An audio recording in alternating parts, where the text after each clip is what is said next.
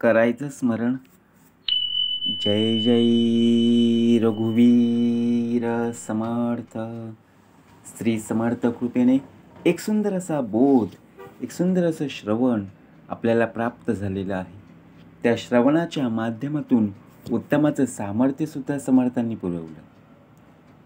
समर्थांनी कृतयुग, त्रेतायुग, द्वापारयुग आणि प्रत्यक्षपणे कलियुगामध्ये, आता जो आपण आहोत तो प्रत्यक्षपणे कलियुगामध्ये, परंतु समर्थ म्हणाले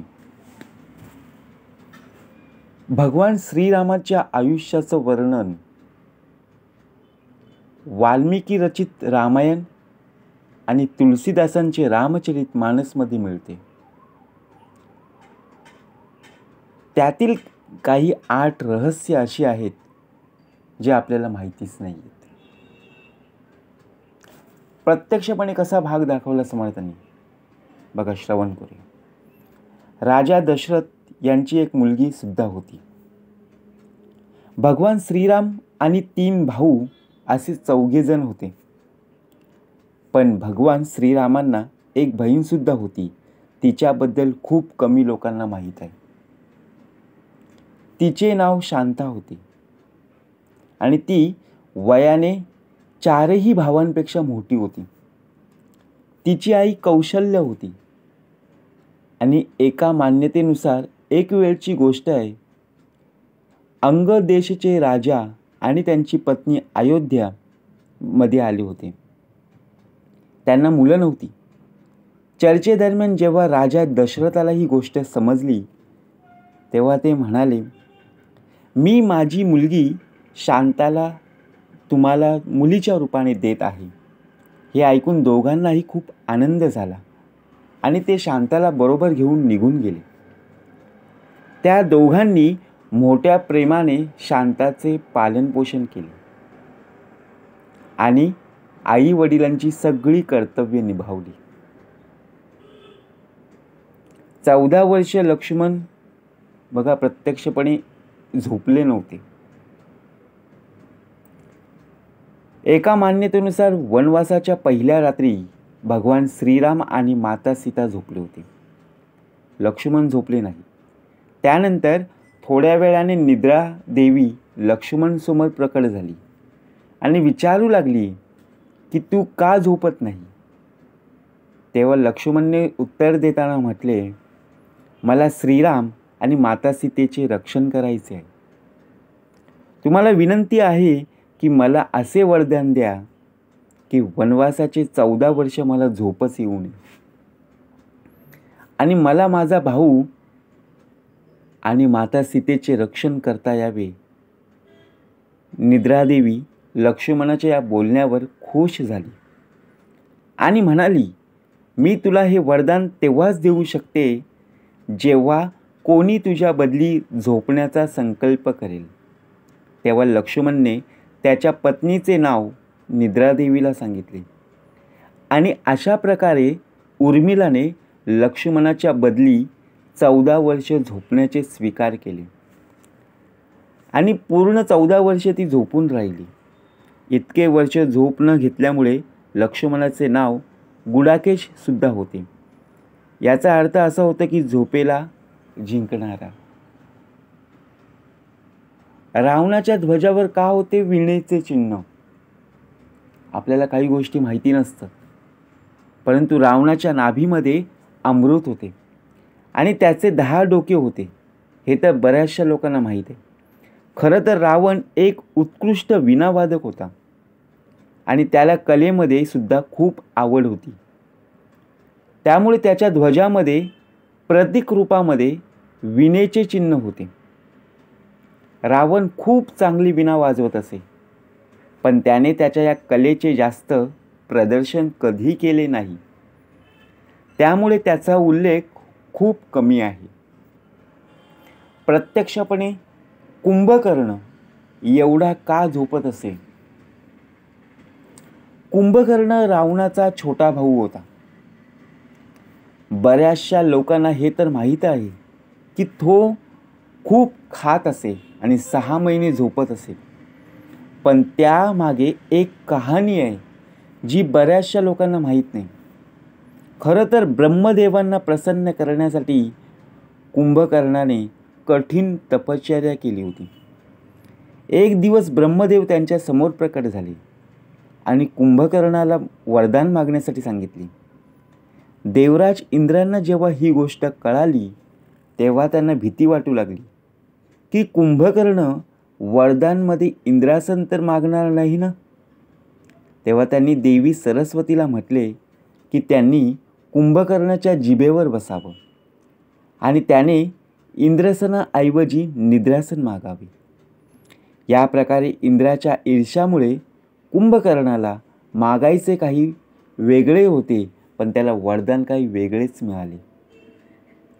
श्रीरामांचे इतर भाऊ कोणाचे अवतार होते? विचार करा. प्रत्यक्षपणे आपण विचार करत असतो.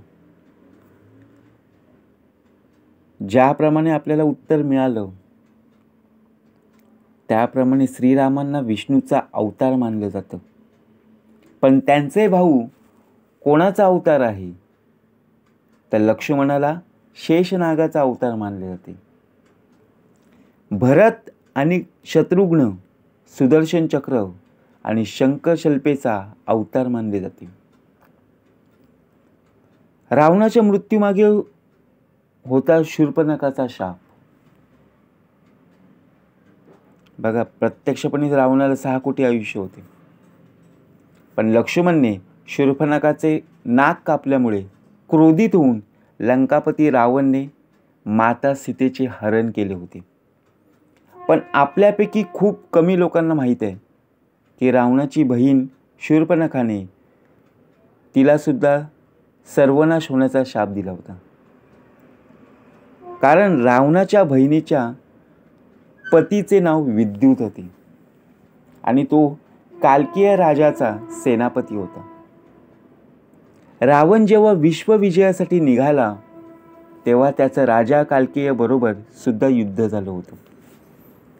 तेव्हा रावणाने या युद्धामध्ये त्याच्या बहिणीच्या नवऱ्याला मारले. त्यामुळे रावणाची बहीण शूर्पणखा खूप दुःखी झाली आणि तिने मनातल्या मनात रावणाला शाप दिला होता की एक दिवस माझ्यामुळेच तुझा सर्वनाश होईल. लंकेमध्ये बिना अन्नपाण्याची कशी राहिली माता सीता? विचार करा. एक दिवस अशोक वाटिकेमध्ये श्रीरामांच्या वियोगामध्ये दुःखामध्ये बुडालेली माता सीताने अन्नपाणी त्यागले होते. हे पाहून ब्रह्मदेव घाबरले आणि त्यांनी इंद्राला सीता मातेच्या अन्नपाण्याचा प्रबंध करायला सांगितले. ब्रह्मदेवाच्या आदेशाचे पालन करत देवराज इंद्र विशेष खिरेने भरलेले भांड आणि निद्रादेवी बरोबर लंकेला पोहोचले. तेव्हा निद्रादेवीने तिच्या शक्तीने सगळ्या राक्षसींना झोपवले. त्यानंतर देवराज इंद्रांनी सीतामातेला त्यांचा परिचय देऊन खीर खाण्याचा आग्रह केला आणि म्हणाले, ही खीर खाल्ल्यामुळे तुम्हाला खूप दिवस भूक आणि तहान लागणार नाही. तेव्हा सीतामातेने इंद्राच्या सांगण्यावरून इंद्राने आणलेली ती खीर खाल्ली. त्यामुळे माता सीता बरेच दिवस त्या अशोक वाटिकेमध्ये काहीही न खाता राहू शकली. म्हणून माता सीतेच्या आधीसुद्धा रावणाने केलं होतं एका नारीचं अपहरण. प्रत्यक्षपणे रावणाने कपट करून माता सीतेचं केलेले हरण तर सगळ्यांना माहितीच आहे. पण आनंद रामायणानुसार रावणाने फक्त सीतामातेचंच नाही तर एकदा कौशल्याचे सुद्धा अपहरण केले होते. खरं तर ब्रह्मदेवांनी रावणाला आधीच हे सांगितलं होतं की दशरथ आणि कौशल्याचा मुलगा त्याच्या मृत्यूचं कारण बनणार आहे. आपला मृत्यू टाळण्यासाठी रावणाने कौशल्याचे अपहरण केले होते आणि तिला एका पेटीत बंद करून एका समुद्रात घेरलेल्या बेटावर सोडले होते. त्यानंतर राजा दशरथाने खूप अडचणींचा सामना करून त्या बेटावर पोहोचून कौशल्याला वाचून आपल्या महालामध्ये घेऊन आले होते. ज्याप्रमाणे विचार करा, प्रत्यक्षपणे कशामध्ये येतो?